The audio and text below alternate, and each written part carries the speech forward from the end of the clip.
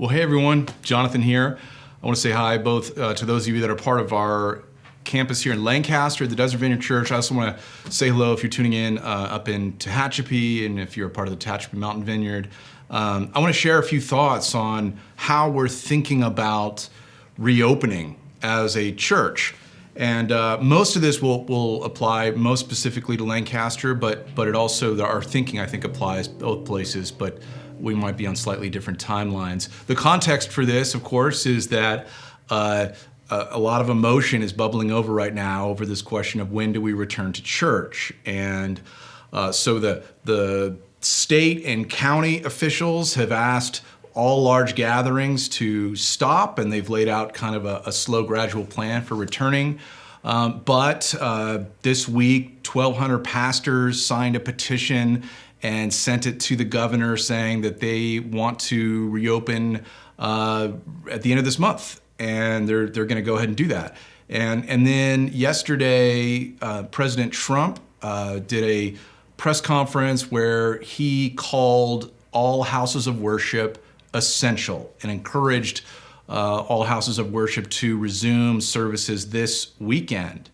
And so there are a lot of opinions floating around. I want to share some thoughts about how we're thinking through this. Okay, I want to share 7 things briefly, but kind of 7 things that I'm thinking about as I'm trying to weigh and evaluate when to return. The first thing that I want to say is that there is probably a range of opinions, but what's so important is the unity of the church.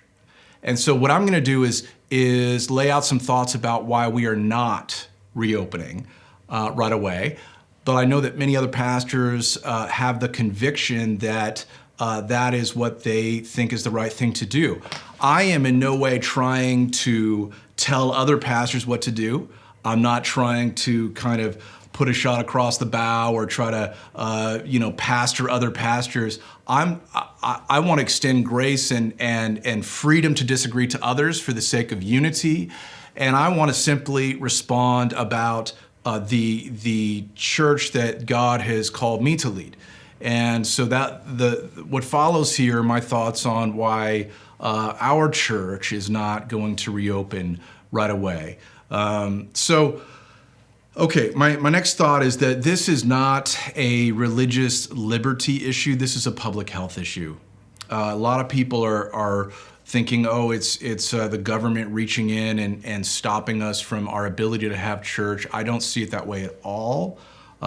We are still having church, but in a different way, and we're not being singled out. The public health officials are saying large gatherings are off limits because they're really dangerous, right? And so when we compare it to other things that we might maybe disagree with, we go, okay, churches can't get together, but in our state, for example, marijuana dispensaries are open. They're considered essential, but churches are. You hear that and you go, oh my goodness, there's something so wrong. But just think about it for a second. Now, I'm not in any way advocating for this. I don't see marijuana dispensaries as essential at all, and I've never been inside of one, but I imagine that there's not 1,000 people crammed in there, that they're not large public gatherings. And so it's a different kind of an issue than what we're facing as a church, and all large public gatherings are banned.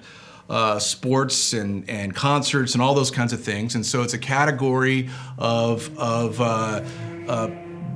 limitation that is for the sake of public health. So let's talk about that a little bit, because my third kind of thing that I'm thinking about is how it is inherently dangerous for churches to regather because we gather a lot of people together. I know a lot of pastors are thinking through, and we are too, about when we reopen, we want to do that in the safest possible way that we can, enforcing social distancing and extra, cleaning in our facilities and all sorts of things that we're going to try to do to mitigate the risk.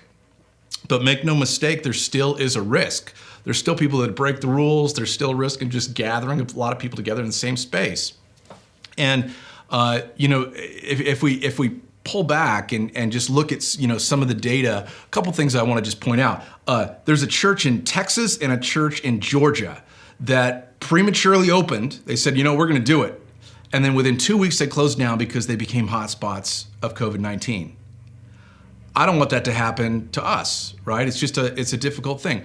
Among the epidemiologists, they label these events super spreading events when one person infects, multiple other people. And of the world's largest super spreading events, many of them happened in churches. Like in South Korea, 5,000 people got COVID from one church. In France, there's an evangelical church that held services, and 2,500 people were linked back to that church for them holding services there. And here in our country, there's been so many examples of churches being super spreading events. On the CDC's website, there's one church in Arkansas, 92 people attended a service at this small rural church in Arkansas. And the result of that was that, I want to look at my numbers again right, 35 people got COVID from being at that meeting out of 92, and then they spread it to 26 more people. And so 61 people got COVID because a church of 92 gathered, okay? So that's a 66% rate of spread. Now, if we just applied that, like if we did a what if that happened to us? Here on our campus at the Desert Vineyard in Lancaster, not even counting Tehachapi, if we just look at Lancaster and if we said, hey, let's go ahead and click it on and let's have services in person again, and everybody comes, right? Last year we averaged 1,610 people a weekend. That was our weekly average attendance. So 66% of that is 1,063 people would get COVID if the same rate happened to us. And if we take it a step further, 4% of the people at the Arkansas church died. 4% of our average weekend attendance here in Lancaster is 46 people. That's a lot of people. That's a lot of people to think about, like, that potentially could die because we wanted to have church and have it right now. These are some of the things that I'm trying to weigh as I'm thinking through when do we return. Even if we think about going back to in-person groups, like even if we just think, okay, maybe we're not going to gather together as a whole church, but in Sacramento there's a church that stopped weekend services but continued in-person small groups meeting in people's homes. And they have 71 of their church members that have contracted COVID. And that accounts for 1/4 of the cases in Sacramento County come from one church that just said, you know what, we're still gonna do small groups. Friends, I just shared some of this to go, this is a real danger, there's a real risk to this. And so for me, I'm looking at it through the lens of how do we protect public health? How do we protect people's lives? How do we love other people? Because I think that's what Jesus has called us to do, right? Is to, as the church, we're called to love our neighbor as ourselves. And we started this. When we shut down weekend services, that's exactly what the reasoning that I gave, is that this is the best way for us to love our neighbor, is by not getting them sick, right? By refraining from what would be our preference and extending that and going, you know what, I'm gonna love you to try to care for you. Jesus, I'm gonna share 2 scriptures really briefly. Jesus tells us to love our neighbor in Mark chapter 12. Someone asked him, what's the greatest commandment, right? The greatest one, boil it down. He goes, okay, love God with all your heart, soul, mind, and strength. And then he says, and the second is this, love your neighbor as yourself. There is no commandment greater than these. Wow. It doesn't say fight for your religious liberty in the sense of being able to have public weekend services. He says, no, the most important thing is that we love our neighbor, all right? And I am looking at this and going, the best way that I think we can love our neighbors is by not having church. It might go against our preference. We might have to say, you know what, I want to gather, But then we flip over to Paul in Philippians chapter 2 and listen to what Paul says when he's speaking to us about the kind of attitude of heart and following after the model of Jesus.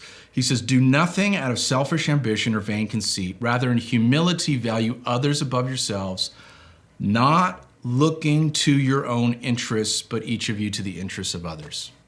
Paul says, don't look to your own interests. Don't look to them. If he's speaking to our church, he would be saying, church, don't look to your own interests. Look to the interests of others. And so can I suggest another way that I'm thinking about this is just the outside witness of the church to the watching world around us. So all the people around us that don't follow Jesus, don't go to church, what are they thinking about this? If we just rush back in to having church again, let's change it and let's do a thought experiment thinking about other large in-person events, like a sporting event. What if the NBA just said, you know what, we're tired of this, we're gonna have our season and we're gonna welcome in-person attendance. We're just gonna do it. I don't know about you, but I would look on something like that and go, wow, they are in it for the money. They care about money so much they're gonna put at risk people's health because they can't turn off the spigot to money, right? There would be a cynical thing that I would be assuming the worst about them.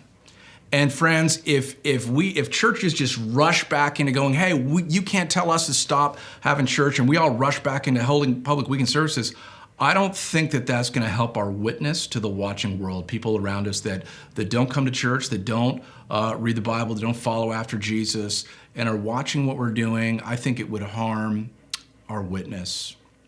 One other thought, I don't think that this is the same question about should we reopen the economy in stages, right? This is a different question. I know that many of you have been hit so hard by losing your jobs, and that is a really difficult thing. I know that it's a very real question to balance public health over and against like the economy collapsing and all of that. Those are big questions. And all I'm not trying to answer those questions. I'm gonna stay in my lane. I'm a pastor, okay?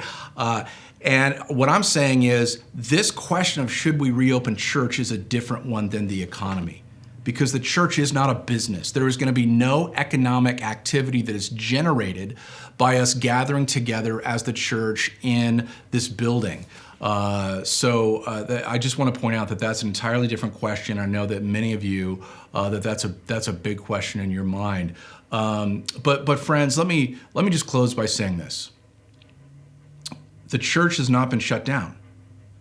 The church, we're still alive and well and functioning and doing all sorts of things. We're still preaching God's word, but it's online, right? We're still worshiping God. We're praying to God. We're gathering in groups. We're going to be announcing a lot of groups opening up, online groups, to be able to connect with people. We're adapting to the limitations that we are embracing for the sake of public health, but we are still being the church. We are feeding more people than ever before through the free market, our grocery giveaway 2 times a week, and in addition to Monday Night Manna.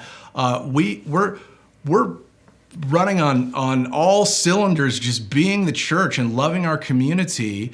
And so we're going to continue to do that until it is safe to regather. Now, I can't give you a hard date right now about when we are going to regather. I can tell you that speaking here in Lancaster, there's different dynamics at play up in Tehachapi, so the timeline probably will be a little quicker up in Tehachapi. Way fewer, almost no cases in Kern County of COVID-19 versus LA County. There's many thousands, tens of thousands, and the church is a little bit smaller. We're dealing with different kind of sizes of groups that we're meeting together. But here in Lancaster, I really don't see us at least meeting in the month of June. I really don't. I am going to wait though to make any firm statements to hear this coming week. Our governor is going to speak and respond to what Trump has asked, and so we'll kind of see what happens after that, and we'll put something out about but all we're doing is moving the timeline out. We're not. There is no date that we know that we're coming back. We're going to see how this plays out. We're going to listen to our government officials. We're going to listen to the health and medical community and epidemiologists. And we're going to return to church when we feel like it really is safe to do so. And I certainly can't wait till that moment. I'm looking forward to that time, but I just don't feel like that time is yet. So thanks for listening, and I hope that you're doing well and pressing into Jesus in this time of trial of not being able to connect together in person. But that day will come soon. Thanks for watching. Bye-bye.